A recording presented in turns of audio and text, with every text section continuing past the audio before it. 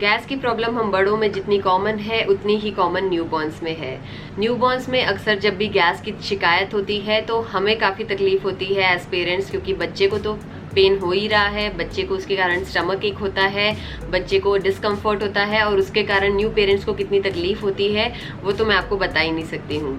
तो आज की वीडियो में हम देखने वाले हैं कि इसके सिम्टम्स क्या है, गैस ट्रबल बच्चों को क्यों होता है और इसकी क्या क्या प्रिवेंटिव मेजर्स हम लोग को रेगुलर लाइफ में फॉलो करने चाहिए जिससे बच्चे को ज़्यादा गैस की दिक्कत ना आए। हेलो गाइज, मेरा नाम है Tanvi. Welcome to my channel. आप मुझे पहली बार देख रहे हैं तो सब्सक्राइब करना ना भूलें, मैं आपको अभी रिमाइंड करा दूं। और आज की वीडियो में हम बात करने वाले हैं कि गैस ट्रबल बच्चों में जो होता है उसके क्या कॉजेज हैं, उसके क्या क्या प्रिवेंटिव मेजर्स हैं, क्या क्या रेमेडीज हैं। तो इन सब बातों के बारे में हम डिटेल में डिस्कस करते हैं। तो स्टार्ट करते हैं आज की वीडियो। गैस जो बिल्डअप होती है वो 0 to 4 मंथ्स के एज ग्रुप वाले बच्चों में यानी कि न्यूबॉर्न बेबीज़ में बहुत ही कॉमन चीज़ है। कई बच्चों में ये बहुत ज़्यादा होती है तो उसे हम सिवियर टर्म्स में जो है कॉलिक का भी नाम देते हैं, और कई बच्चों में ये काफ़ी कम होती है तो उसे ज़्यादा प्रॉब्लम नहीं आती है। तो सबसे पहले हम जान लेते हैं कि गैस आखिर बच्चों में इतनी कॉमन क्यों है, क्यों इतनी ज़्यादा बिल्डअप होती है गैस। तो सबसे पहला जो रीज़न आता है एक्सेसिव क्राइंग।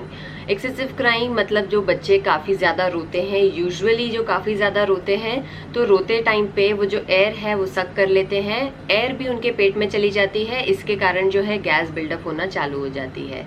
तो ये जो एक्सेसिव क्राइंग है ये एक बहुत बड़ा रीज़न बनता है गैस बिल्डअप होने का बच्चों में। सेकेंड मेन रीज़न जो आता है बच्चों में गैस डेवलप होने का वो है इम्प्रॉपर लैचिंग।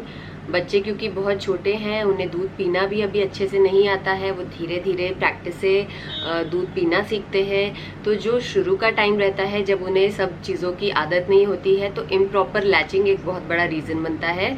जब इम्प्रॉपर लैचिंग होती है तो वो दूध के साथ साथ एयर भी स्वॉलो कर जाते हैं। ये ब्रेस्ट फीड के टाइम भी हो सकता है और बॉटल फीड के टाइम भी वो जो एयर है उसको सक कर सकते हैं। इसके कारण जो गैस है उसके इश्यूज चालू हो जाते हैं, पेट में गैस ट्रैप होती है तो उसके कारण गैस बिल्डअप होता है और उनको गैस का ट्रबल होना चालू हो जाता है। अब बच्चे खुद इतने छोटे होते हैं तो सोचिए उनका जो डाइजेस्टिव सिस्टम है वो कितना इमैच्योर होता होगा। तो इमैच्योर डाइजेस्टिव सिस्टम के कारण भी जो दूध वो इंटेक करते हैं वो पूरी तरह से डाइजेस्ट नहीं हो पाता है, और इसी इमैच्योर डाइजेस्टिव सिस्टम जो कि अंडर डेवलप्ड रहता है, अभी डेवलपिंग स्टेज में रहता है, उसके कारण भी उन्हें गैसेस डेवलप होती हैं। तो ये गैस बिल्डअप का एक मेन रीज़न बन सकता है। जो नेक्स्ट रीज़न आता है वो है मदर्स डाइट। जो नर्सिंग मदर है वो अगर काफ़ी गैसी फूड खाती हैं, over a long period of time अगर मदर गैसी फूड का कंजम्पशन करती हैं तो उसके कारण भी उनके मिल्क के थ्रू बच्चे में गैसेस पास हो जाती हैं और बच्चे में गैस ट्रबल शुरू हो जाता है। नर्सिंग मदर है उन्हें इस टाइम पे गैसी फूड्स बिल्कुल अवॉइड करने चाहिए। गैसी फूड्स के कारण बेबी में गैस ट्रबल होता है। कैफीन का इंटेक बिल्कुल मिनिमल रखना चाहिए और अल्कोहल और स्मोकिंग तो बिल्कुल भी नहीं करनी है क्योंकि वो काफ़ी ट्रबल हो सकता है बेबी के लिए। तो ये सारी जो हमने बात करी ये सारे मेन रीजंस हो सकते हैं, मेन कॉजेज हैं जिससे कि बच्चों में गैस डेवलप होती है। अब कुछ ऐसी चीज़ें हमें पता होनी चाहिए जैसे कि सिम्टम्स क्या होते हैं बेबीज़ में गैस डेवलप होने के। तो नॉर्मली जो बच्चे हैं वो काफ़ी रोते हैं। अब अगर उनकी रोना जो है वो काफ़ी हाई पिच्ड रोना है, काफ़ी चीखने वाला रोना है, तो हमें समझ जाना चाहिए अगर ये नॉर्मल क्राइंग से डिफरेंट है। आपको थोड़े टाइम में खुद ही समझ में आ जाएगा एज अ पेरेंट कि आपका बच्चा नॉर्मली कैसा रोता है और अगर उन्हें कोई तकलीफ है तो कैसा रोता है। नॉर्मली अगर गैस ट्रबल होता है बेबीज़ में तो वो काफ़ी हाई पिच्ड क्राइंग रहती है उनकी, जैसे वो स्क्रीम कर रहे हैं या चिल्ला रहे हैं, चीखते हुए रोते हैं। तो उस टाइम पे बिल्कुल ध्यान रखें कि अगर आपका बच्चा अलग तरह से रो रहा है तो बिल्कुल चेक करें कि उन्हें कहीं गैस की शिकायत तो नहीं हो रही। सेकेंड जो टेस्ट है वो मैं आपको फिजिकल टेस्ट बताती हूँ जिससे कि आपको पता चल सकता है कि यस आपके बेबी को गैस की शिकायत हो रही है। तो आमतौर पे जो बेबीज़ का पेट होता है, जो टमी का एरिया होता है, उसको आप प्रेस करेंगे तो इतना सॉफ्ट होता है कि वो अंदर की तरफ दबता है और वो पूरा जो बेबी का टमी रहता है वो बहुत ही सॉफ्ट पोर्शन रहता है। तो अगर बच्चे में गैस की शिकायत होती है तो आप अगर टमी उनका प्रेस करेंगे तो वो बहुत हार्ड हो जाता है। गैस डेवलप जैसे ही होती है तो उनका टमी का एरिया पूरा काफ़ी स्टिफ हो जाता है। आप उसको प्रेस करेंगे, अगर दबाने की कोशिश करेंगे हल्का सा भी, तो बेबी उसमें और ज़्यादा रोता है। तो आपको डेफिनेटली श्योर हो जाना चाहिए कि हाँ, बच्चे में कुछ ना कुछ टमी से रिलेटेड या गैस रिलेटेड कोई ना कोई दिक्कत है। अब कई बार होते हैं कि बच्चों के बॉडी जेस्चर से भी हम पता लगा सकते हैं कि बच्चे में गैस डेवलप हो रही है। तो ये जेस्चर्स किस तरह के हो सकते हैं कि अगर बच्चा जो है वो अपनी जो मुट्ठियां हैं वो बांध के रख रहा है, टाइट उन्हें मुट्ठी बांध के रख रहा है, जो अपनी नीज हैं, घुटनों को अपने चेस्ट की तरफ पुश कर रहा है, ऐसे जोर से वो पेट को दबाने की कोशिश कर रहा है, या वो आर्च कर रहा है पीछे की तरफ, अपनी जो कमर है उसको पीछे की तरफ पुश कर रहा है। तो ये सारे कई ऐसे बॉडी जेस्चर्स हैं। अगर बच्चा इस तरह की हरकत कर रहा है, उसकी एक्शंस, उसके जेस्चर्स अगर इस तरह के हैं, मुट्ठी बांध के रख रहा है टाइट, तो डेफिनेटली उससे कुछ गैस की शिकायत हो रही है। तो ये सारी चीज़ें हैं। अगर आपको बच्चे में एक्सेसिव क्राइंग, अलग तरह की क्राइंग जो कि हाई पिच क्राइंग रहती है, या बॉडी जेस्चर्स कुछ अलग लग रहे हैं, या बच्चे का पेट जो है वो नरम होता है यूजुअली, तो उसकी बजाय अब बच्चे का पेट काफ़ी स्टिफ लग रहा है आपको, या फिर हार्ड लग रहा है, तो ये सारे कुछ सिम्टम्स होते हैं जिन्हें देख के आपको पता लग सकता है कि हाँ, बच्चे में गैस डेवलप हो रही है। तो आपको तुरंत ही जो है उसकी गैस की रिलीफ के लिए कुछ प्रैक्टिसेस कोशिश करनी चाहिए घर पे ही। तो आइए अब बात करते हैं कुछ ऐसी होम रेमेडीज़ के बारे में जिसको यूज़ करके आप अपने बच्चे की जो गैस है वो तुरंत रिलीव कर सकते हैं, बच्चे को काफ़ी आराम मिल जाता है। ये सारी घर की जो प्रैक्टिसेस हैं इनको आपको यूजुअली, अगर आपको लगे कि आपको साइंस मिल रही है, बच्चे में जेस्चर्स उसके ऐसे दिख रहे हैं, उसका पेट हार्ड है, तो आपको तभी यूज़ करनी चाहिए। सबसे पहली चीज़ आती है वो है हींग का सोल्यूशन अप्लाई करना। हींग जो है वो हमारे किचन में रेडिली अवेलेबल रहती है, और इसका सोल्यूशन बना के जब हम बच्चे के पेट पे लगाते हैं तो बिल्कुल एक वंडर प्रोडक्ट की तरह काम करता है। जैसे ही बच्चे को गैस होती है तो आप थोड़ा सा हींग का सोल्यूशन बनाएं। उसमें आपको बस थोड़ा सा पानी जो है वो गैस पे आपको ल्यूकवार्म गर्म करना है, उसमें आपको थोड़े से दाने हींग के डाल के अच्छे से मिला लेना है। जब तक पानी का कलर थोड़ा सा चेंज हो जाए तब तक आप उसको अच्छे से मिलाते रहें। जब एक बार वो पानी मिल जाता है, हींग पानी में मिल जाती है, उसका कलर अच्छे से चेंज हो जाता है, तो फिर वो सोल्यूशन को थोड़ा सा ठंडा करें, क्योंकि गरम गरम आप बच्चे के पेट पे नहीं अप्लाई कर सकते। तो ध्यान रखें कि वो बिल्कुल नॉर्मल रूम टेम्परेचर पे आ जाए। जब वो रूम टेम्परेचर पे आ जाएगा तो आपको बच्चे के नेवल के आसपास उस सोल्यूशन को अप्लाई करना है। आप ये सोल्यूशन बच्चे के टमी के आसपास लगाते हैं, 3-4 मिनट्स तक उसको अच्छी मसाज दें, टमी के अराउंड अच्छी मसाज करें।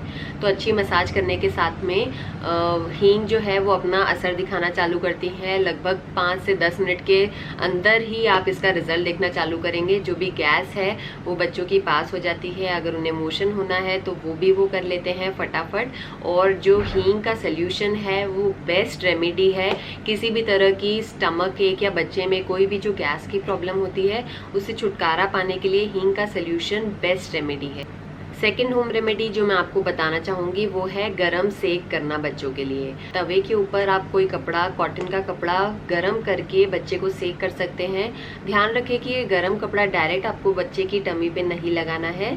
बच्चे ने जो कपड़े पहने हुए हैं उसके ऊपर थोड़ा सा आप मोटा कॉटन का कपड़ा और रखें। उसके बाद थोड़े से गरम कपड़े से आप बच्चे के पेट पे सिकाई करें। जैसे नॉर्मली हम लोग भी सिकाई करते हैं, हमें कहीं पे तकलीफ होती है, कहीं दर्द वगैरह होता है, तो जिस तरह से हम लोग सिकाई करते हैं उसी तरह से आप बच्चे के पेट पे भी सिकाई कर सकते हैं। तो जो हार्डनेस आप देखेंगे बच्चे के टमी में वो थोड़ी देर में ही जो है वो बच्चे का जो पेट है सॉफ्ट हो जाएगा, गैस जो है वो रिलीज हो जाएगी और बच्चा काफ़ी नॉर्मल फील करने लगेगा। थर्ड जो तरीका या प्रैक्टिस मैं आपको बताना चाहती हूँ वो है टमी मसाज। जैसे कि रेगुलर आप बच्चे की मसाज करते हैं, डेली बेसिस पे आप मसाज करते हैं, तो ध्यान रखें बच्चे को गैस ना हो, इसलिए भी आपको टमी मसाज तो रोज करनी ही करनी है। तो जब डेवलप हुई है, बच्चे का पेट थोड़ा सा हार्ड लग रहा है, तो उसी वक्त आप थोड़ा सा कोकोनट ऑयल या जिस भी ऑयल से आप बेबी की मसाज करते हैं वो थोड़ा सा ऑयल लेके बेबी की टमी मसाज करें। तुरंत मसाज करें, थोड़े अच्छा प्रेशर लगा के सही टेक्निक से मसाज करें जिससे कि बेबी।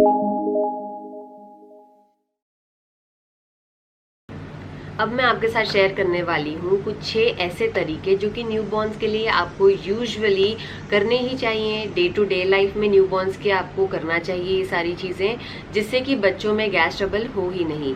तो मेरे बेबी के लिए भी मैं ये सारी चीज़ों के लिए बहुत पर्टिकुलर थी शुरू से ही, इसलिए हमें कभी भी बच्चे के साथ सिवियर गैस ट्रबल नहीं फेस करना पड़ा। तो मैं आपके साथ वो शेयर करने वाली हूँ सारी चीज़ें क्या हैं। सबसे पहले है बर्पिंग।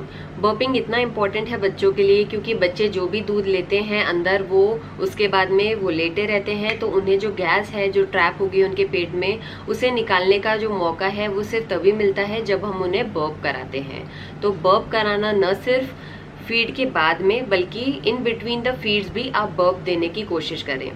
बीच बीच में जब आप फीड के आप बच्चे को बर्प देते रहते हैं तो यूजुअली जो बच्चे की टेंडेंसी है वो इस तरह की बन जाती है कि गैस वहाँ पे डेवलप ही नहीं होती है। बच्चे के पेट में गैस डेवलप होने के चांसेस ही कम हो जाते हैं। तो बच्चे को जितना हो सके उतना बर्प दें। नेक्स्ट जो चीज़ का आपको खासा ध्यान रखना है वो है फीडिंग पोजीशन। फीडिंग पोजीशन अगर आप ठीक रखते हैं, बच्चे का सिर थोड़ा सा ऊपर रखते हैं रेस्ट ऑफ द बॉडी से, जो बच्चे का सिर है वो 30 डिग्री के एंगल पे होना चाहिए in respect to the rest of the body.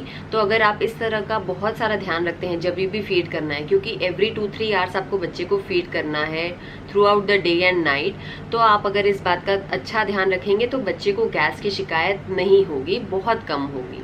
तीसरा जो आपको सबसे ज़्यादा ध्यान रखना है गैस के लिए वो है मदर्स डाइट। जो नर्सिंग मदर हैं, जो ब्रेस्ट फीड करती हैं, उनको खासा ध्यान रखना चाहिए अपनी डाइट का। उनको अच्छी डाइट लेनी चाहिए, और अच्छी से मेरा मतलब है जो रिच इन न्यूट्रिएंट्स रहे।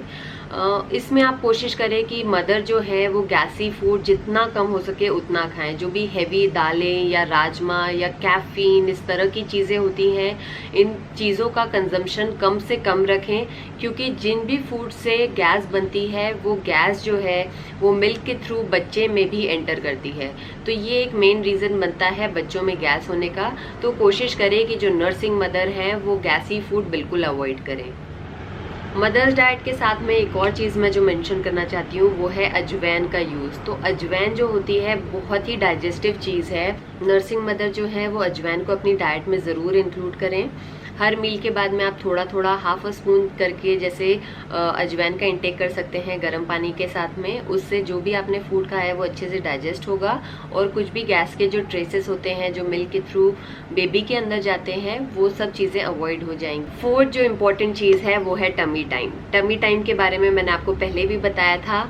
कई बार पेरेंट्स जो होते हैं वो शुरू में बच्चों को टमी टाइम देने से डरते हैं। मेरे साथ भी यही केस था, क्योंकि बच्चे अभी जो है अपनी नेक बैलेंस करना नहीं सीखे हैं। उनका जो हेड होता है वो एकदम गिर जाता है। हमें डर लगता है कि उन्हें उल्टा कैसे लिटाया जाए बिस्तर पे या अपने हाथों पे लेके भी, लेकिन इसकी अच्छी टेक्निक होती है। आपको देखना चाहिए कि कैसे उन्हें टमी टाइम देना चाहिए, और बहुत सेफ है बच्चों को। शुरू के दिन से ही आप थोड़ा थोड़ा करके ज़रूर टमी टाइम देंगे तो बच्चों को जो भी गैस शिकायत है वो दूर हो जाएगी। एक और जो तरीका आप रेगुलरली आपको करना चाहिए बच्चों में गैस अवॉइड करने के लिए वो है मसाजिंग। तो मसाजिंग तो एक डेली रूटीन होना चाहिए बच्चों का।